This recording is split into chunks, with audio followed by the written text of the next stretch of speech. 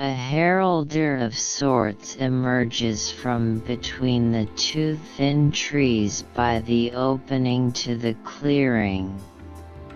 This place, desecrated enough, even without new hellish intervention. An assembly with arcane importance, minerals far from home, talismans idling limp in the windless closing, offering aspirational beckoning to ears unseen. Soaking the draping cloth of the sister witch's black robes was a doe's bisected insides, outlined in diarrheal scatterings of fur and blood in hideous amalgam. At the center of it all was a black scroll, laying softly, on a dry spot, by an intestine. The man was moving as if a pallbearer, slowly closer. Weighed down by a lineage of many hands that had moved roughly across his body, and the prolonged clawed perch some screeching, lying, imp could have taken on his shoulder. All just outside of what the sister witches have been able to convince themselves they believe in to carry on with these proceedings. Encircling on the man's back, and down his legs, blackened sores and burgundy ribbons of hanging old flesh.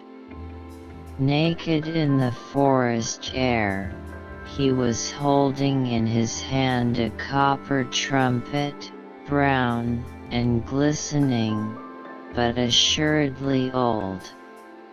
In testament to this were aged human lips and part of a chin, yellow with decay, that would meet the lips of those given the task, or punishment, to use the instrument as these facial features laid fashioned into the trumpet's mouthpiece.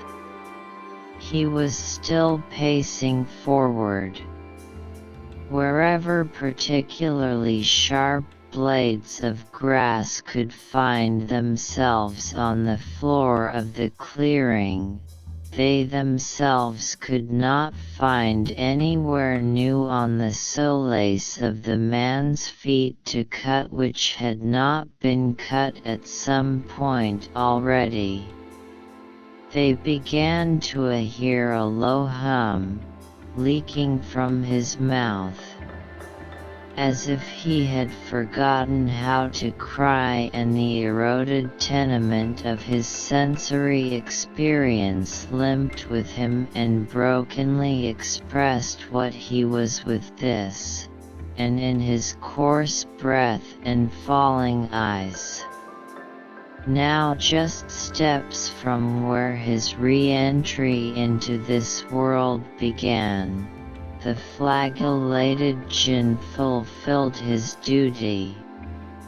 The trumpet sounded off in guttural jubilee, propulsing all that was present in their peripheral vision what felt like an infinite distance away. Standing there, somewhere, forgetting where north was, beleaguered by a shameful heat riding the veins in their heads, and their hands became cold and wet. A moment later they felt present in the clearing again. The man was gone, and their ordered miasmic totems and the victimized remains of deer and the nestled trinkets in the grass decreeing their intentions were gone.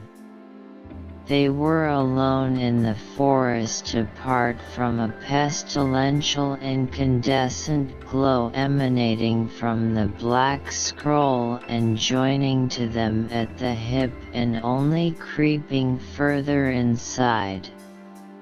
They tried to hold hands, but could not find one another to take hold. They heard the howling of animals in a bacchanal drunkenly unsteady hind-legged stance clapping their front two hooves together, quipping in growls. This day's vocation a thing only to be surmisable in unknown tongues. The stratosphere dimmed, just a touch, in acknowledgement. Amidst the piercing clicks, one of the witch's right eyes was able to laboriously glance at the unfastening limbs of trees as they disassembled due to all the commotion. They were unsure if they were hearing something riding in on wheels somewhere behind them, or feeling the moistened onset of a thin glassy film overtaking the grass from an enormous tongue slicking along in some locomotion of its own engineering. Dogmen studying from afar, as if in conversation on whether the witch's plight was a wagerable thing. That those that found new belonging could ask and wonder what these pale humans dressed in black, wandering in the glow, in a childlike state now feeling oddly absolved of all responsibility, really knew what it was they were trying to accomplish. Sunflowers growing jaundiced eyes, covered in eyes and a refurbishing photosynthesis-fed corporeality, bathing chimeras in a swaying shade. At the center of it all was the black scroll, levitating now, orchestrating the choral yell of 900 bodies and half-things, crowding and whimpering and rubbing against the witches in their powerless remittance. The grass reverberating a sickly green color before turning black from overlapping tracked mud splashing off of the legs of these things in carnival fair. The witches saw a horse wearing a white linen bib marked with the symbol of the scroll eating a man's backside. The man remained tied by the ankles and the wrists to a wooden rack that seemed to have assembled itself from the fallen lumber nearby. When the horse was done eating, it paused and examined the shifting scene, if to only catch its breath. It began to stride and kick in place and bowed its head and long flowy mane and the silky hairs standing up dried themselves of globs of pink and red insides, on the floor of the clearing. Everything became quiet. The horse attempted to trot off what appeared to the witches as digestional problems, but couldn't move far as it coughed and moaned.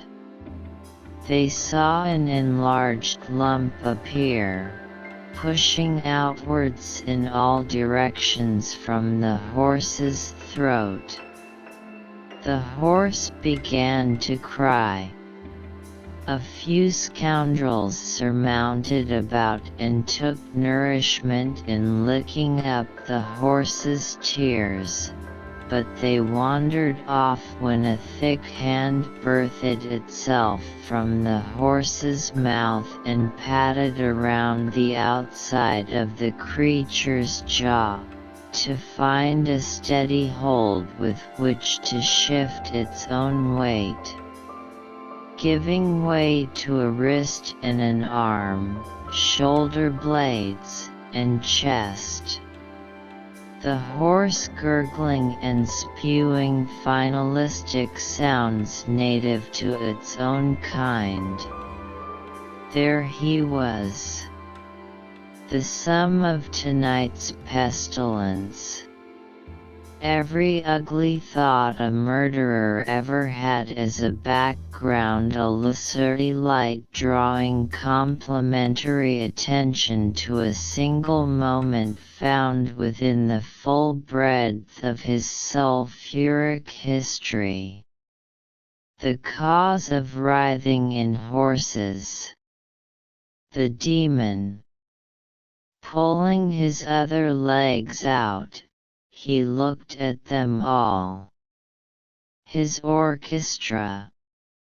He looked at the strangers in shock.